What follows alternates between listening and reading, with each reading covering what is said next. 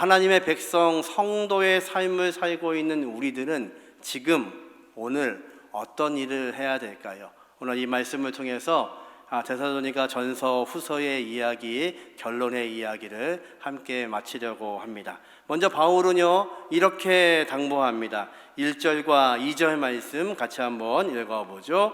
끝으로 형제들아, 너희는 우리를 위하여 기도하기를 주의 말씀이 너희 가운데서와 같이 퍼져나가 영광스럽게 되고, 또한 우리를 부당하고 악한 사람들에게서 건지시옵소서 하라. 믿음은 모든 사람의 것이 아니니라. 바울은요 첫 번째 오늘을 살아가는 하나님의 백성을 향해서 기도 요청을 합니다. 그 기도 요청이 두 가지인데요, 첫 번째 것은 뭐냐면요, 내가 이 복음을 너희에게 전한 것처럼 바로 이 복음이 전해지는 곳마다 하나님의 영광이 드러날 수 있도록 기도해 달라. 바울은요 그가 옥에 갇혔을 때 옥중에서 썼던 옥중 서신들을 보아도 내가 감옥에서 나가게 위해서 기도해 달라든지, 지금 어려움이 없어지기를 기도해 달라든지 그런 요청을 하지 않습니다. 그의 고백은 한결같습니다. 지금 전하고 있는 이 그리스도의 복음이, 주님의 복음이 전해질 수 있도록 기도해 달라고 권면합니다. 왜 그럴까요? 저와 여러분의 인생을 변화시킬 수 있는 유일한 것은 하나님의 말씀밖에는 없습니다. 하나님의 말씀만이 우리를 변화시킬 수 있고 우리를 새롭게 할 수가 있습니다. 데살로니가 교인들은요 예수를 알지 못하고 자기들의 신을 섬기던 사람들이었습니다. 그런데 바울의 이 복음을 듣고 예수가 누군지를 알고 예수를 구주, 구세주, 메시아로 받아들임으로 인하여서 그들에게 지금 고난이 있습니다. 지금 그것을 향하여서 무엇이 그들을 변화시켰냐면 하나님의 귀하신 말씀, 예수 그리스도의 복음이 그들을 변화시킨 거죠. 말씀이 저와 여러분의 삶을 통과하면 어떤 일이 벌어지나요? 말씀을 온전히 깨닫고 나면 우리의 생각이 변합니다.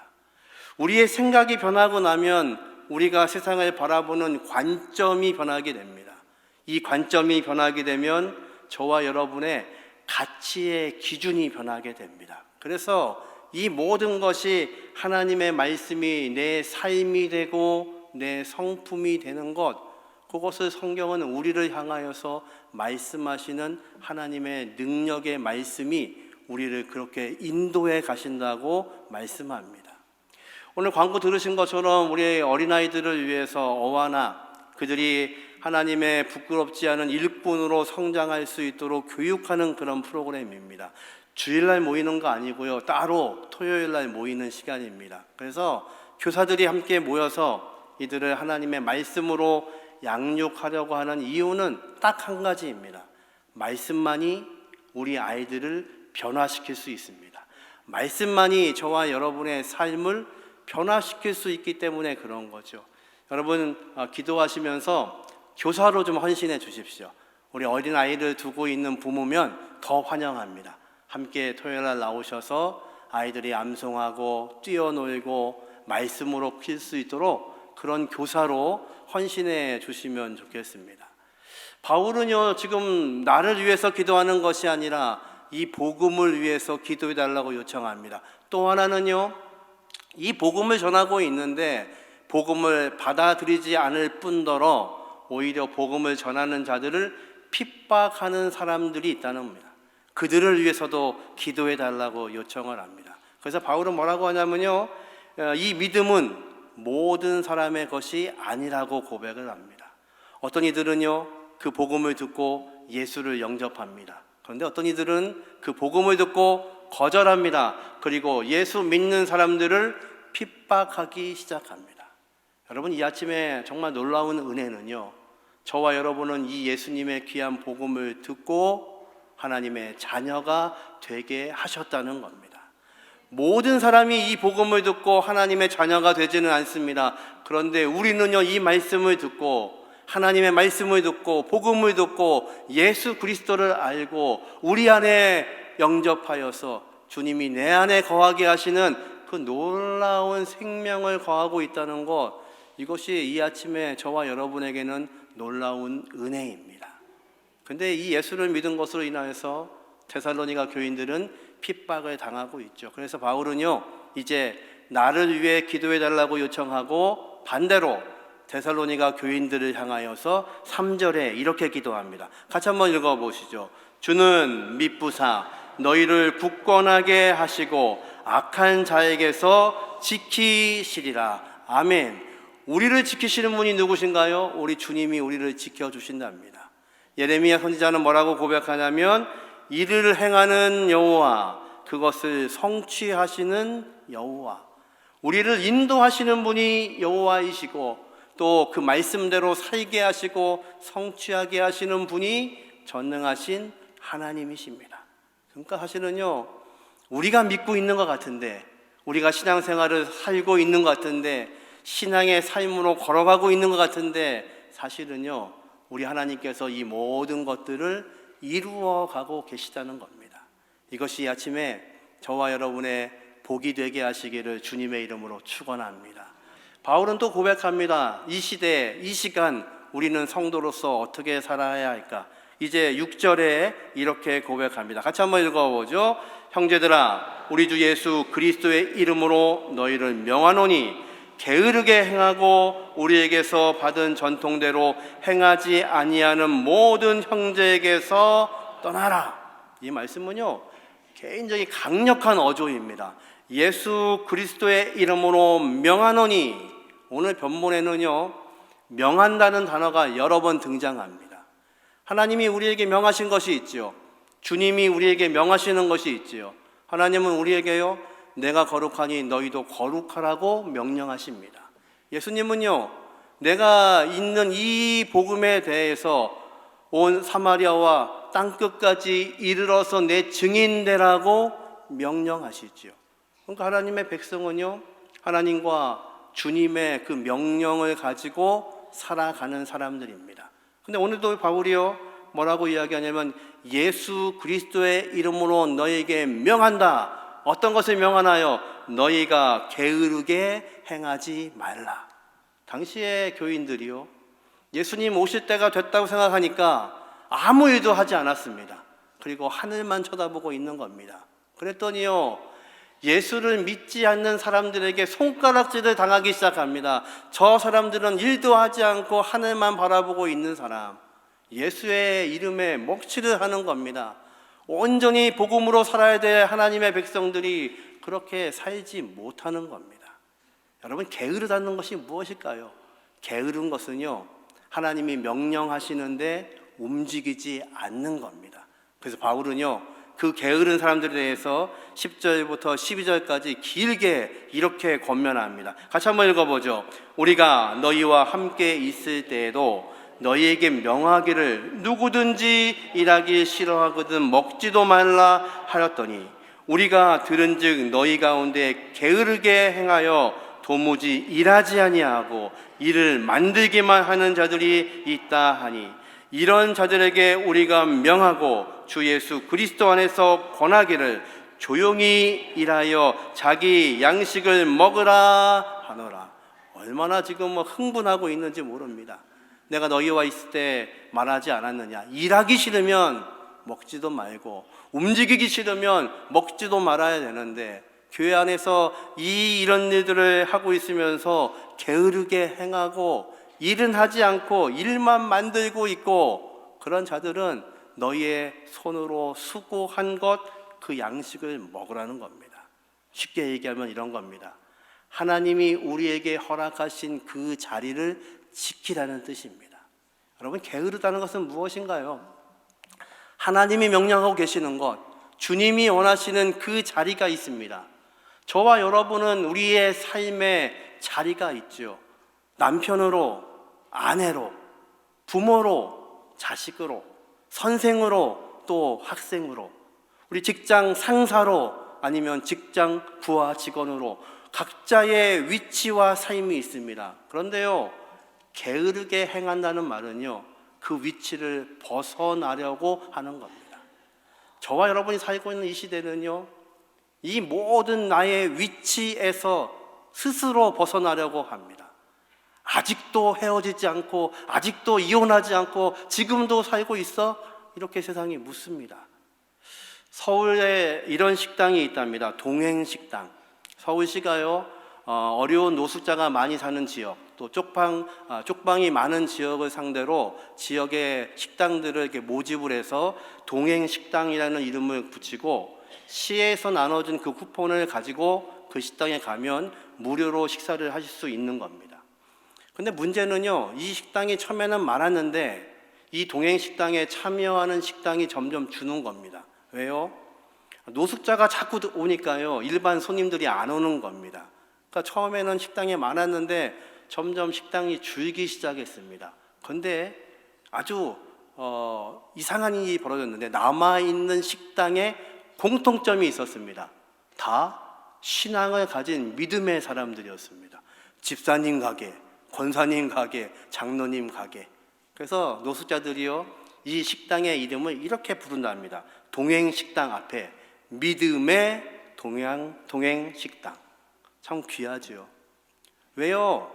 나도 살기 힘듭니다. 우리 식당도 살기 힘듭니다. 그런데 왜 그 일을 하고 있나요? 오히려 시에서 주는 요금보다 더 많은 것으로 베풀고, 점심만 주면 되는데 저녁까지도 무료로 봉사하고. 왜 그런가요? 돈이 필요하지 않아서 그런가요? 아닙니다. 주님이 명령하셨기 때문에 그렇습니다. 세상을 향하여 대접할 때 마치 주님을 대접하듯이 하라고 하신 그 명령대로 그렇게 자기의 자리를 지키는 겁니다. 주님은 오늘도 저와 여러분에게 이 시대를 살아가는 오늘 우리가 어떻게 살지를 말씀합니다. 여러분의 자리를 지키는 것이, 그 삶의 자리를 지키는 것이 쉬워서 그렇게 말씀하시는 게 아닙니다. 하나님 아십니다. 여러분이 얼마나 어려운지, 그 삶을 지키기 위해서 얼마나 고통스러운지, 내 자리를 지키기 위해서 얼마나 많이 눈물 흘리고 결심하고 있는지 하나님은 아십니다. 그러나 하나님의 말씀은 무엇인가요? 세상이 흘러가는 대로 흘러가는 것이 아니라 하나님의 백성은 하나님의 기준 앞에 살고, 주님이 거룩하기 때문에 우리도 거룩하라는 그 말씀처럼, 또 로마서의 말씀처럼 너희 몸을 하나님이 기뻐하시는 거룩한 산 제사로 드리라고 말씀하시니까, 예배는 다른 것이 아니라 오늘 우리가 같이 드리고 있는 이 예배가 끝난 다음에 내 삶의 자리, 아버지의 자리, 남편의 자리, 아내의 자리, 그 자리가 참 힘들고 고통스럽고 어려워도 주님의 말씀을 붙잡고 그 자리를 지키고 있는 것, 그것을 성경은 순종이라고 말씀합니다. 바울은 지금 주님의 이름으로 권면합니다. 게을러서 그 자리를 도망치려고 하지 말고 너희가 말씀에 순종하라고 말씀하십니다. 오늘도 저와 여러분이 서 있는 그 자리가 복되게 하시는 은혜가 있기를 주님의 이름으로 축원합니다. 그곳에서 오늘도 무릎 꿇게 하여 주심으로 하나님의 백성으로 오늘도 살아갈 수 있는, 삶의 여러분의 자리를 지킬 수 있는 대형의 모든 공동체가 되게 하시기를 주님의 이름으로 축원합니다. 마지막으로 바울은요, 어떻게 권면하고 있나요? 13절 말씀 같이 한번 읽어보죠. 형제들아, 너희는 선을 행하다가 낙심하지 말라. 이 시대는요, 하나님 말씀하시는데도 살다가는 낙심할 수밖에 없는 세상입니다. 하나님 말씀하시는 그 진리의 말씀이요, 세상이 흘러가는 방향과 정반대이기 때문에 그렇죠. 그러면 우리는 이 땅을 살면서 말씀대로 살면, 말씀대로 내 자리를 지키고 살면 낙심하고 어려울 수밖에 없습니다. 갈라디아서 6장 9절에는요, 이 똑같은 말씀을 이렇게 하십니다. 너희가 선을 행하다 낙심하지 말라. 포기하지 않으면 때가 이름에 거두리라. 때가 되면 다시 거두게 하신답니다. 이 말씀은 무슨 뜻인가요? 우리가 낙심하고 있음에도 불구하고 포기하지 않고 있는 그 삶의 자리의 모든 것을 하나님께서 기억하신다는 뜻입니다. 여러분, 오늘 오후에 코칭스쿨 우리 상담위원회가 또 상담 세미나를 엽니다. 힘들고 어렵고 삶에 지쳐있는 분들, 상담이 필요하신 분들 동행 한번 같이 하시면 좋을 것 같아요. 삶의 어려운 이야기들 누구한테 할 수 없죠. 근데 누군가가 내 이야기를 들어준다면 그것만큼 고마운 게 어디 있겠습니까? 그런데요, 내 인생을 아시는 하나님, 내 인생을 창조하신 그 하나님께서 우리가 말씀대로 순종하기 위해서 걸어가며 낙심하고 있는 것, 하나님의 말씀대로 선을 행하기 위해서 낙심하고 있는 이 모든 과정들을 하나님이 기억하신다고 말씀하십니다. 여러분, 그것이 우리에게는 은혜입니다. 하나님은요, 영원의 시간을 사시는 분이시잖아요. 그분에게는 시간이 필요 없으신 분이시잖아요. 영원하신 그 하나님이 뭐라고 말씀하시냐면, 하나님의 시간 속에서는요, 1000년이 하루 같고 하루가 1000년 같다고 말씀하십니다. 무슨 말씀인가요? 하나님이 1000년이나 우리를 기다리시는 이유는 딱 한 가지입니다. 저와 여러분 구원하시기 위해서. 그래서 하나님은요, 그 1000년의 시간도 하루처럼 여기시는 하나님이십니다. 그런데 놀라운 것은 영원하신 그 하나님의 시간 속에서 우리가 살고 있다는 겁니다. 오늘 우리에게 허락하신 이 말씀을 붙잡고 몸부림치며 고난이 있고 아픔이 있고 낙심이 있지만 하나님 바라보고 있다면요, 그 순간 하나님의 영원하신 시간 속에 우리가 잇대어 살고 있는 겁니다. 놀라운 일이죠.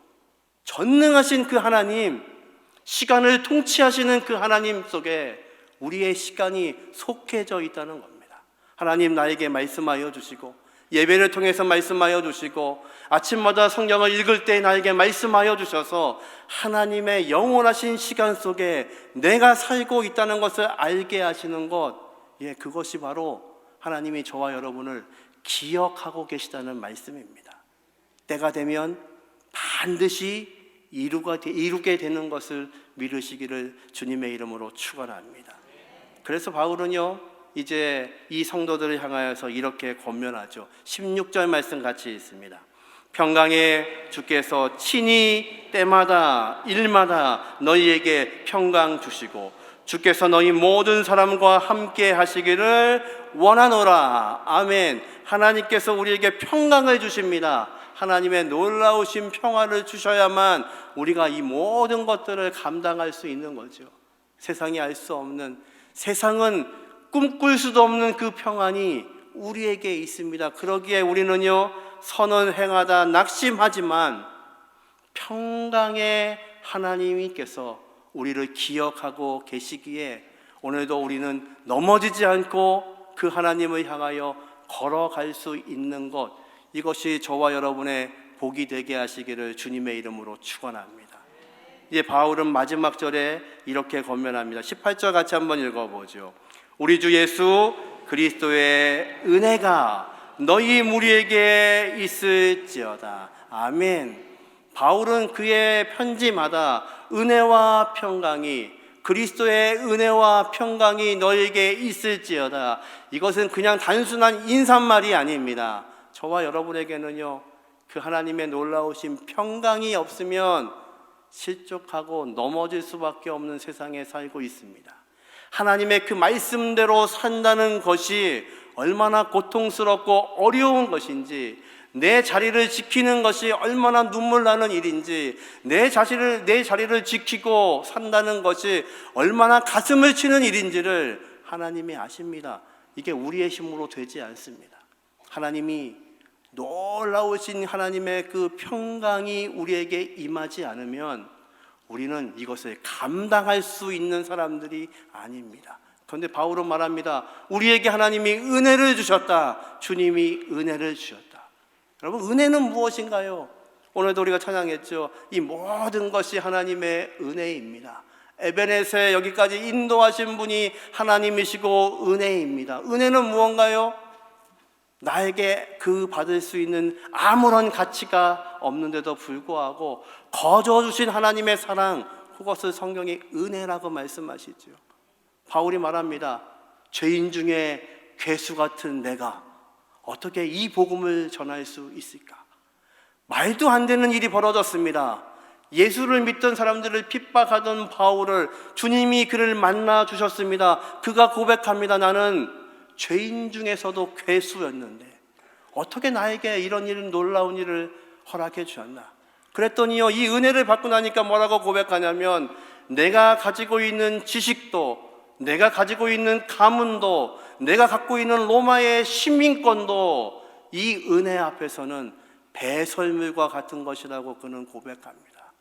이 복음을 위해서 매를 맞기도 하고 죽을 고비도 넘기고, 하지만 그는 놀라운 것이 이 하나님의 은혜입니다. 받을 자격이 없는 나를 구원하신 놀라운 은혜가 우리에게 있다는 겁니다. 여러분, 이 아침에 우리의 진정한 고백은 하나입니다. 하나님, 은혜입니다. 여기까지 지나온 것도 은혜입니다. 내가 견딘 것 같고 내 자리를 지킨 것 같지만 사실은 하나님의 은혜 없이는 여기까지 올 수가 없었습니다. 여전히 우리는 힘들어하고 고통스러워하고 떠나고 싶고 포기하고 싶고 내려놓고 싶고, 나도 할 얘기가 있고, 그리고 내가 참을 수 없고 너도 참을 수 없어서 그래, 그러면 헤어져, 그렇게 말하고 싶은 것이 굴뚝 같지만, 여전히 하나님의 말씀을 펼치고 무릎을 꿇으면 그렇게 말씀하지 않기 때문에 오늘도 하나님의 놀라우신 평강, 하나님의 놀라우신 은혜가 우리의 은혜가 되기를 무릎 꿇는 것입니다. 여러분, 하나님의 백성들은요, 오늘 어떻게 살아야 될까요? 이 하나님의 놀라우신 평강을 바라보고 오늘도 낙심하지 않을 때에 말씀하신 것처럼 포기하지 않으면 이제 때가 이름에 거두겠다는 이 말씀을 붙잡는 것, 이것이 저와 여러분의 능력이 되게 하시기를 주님의 이름으로 축원합니다.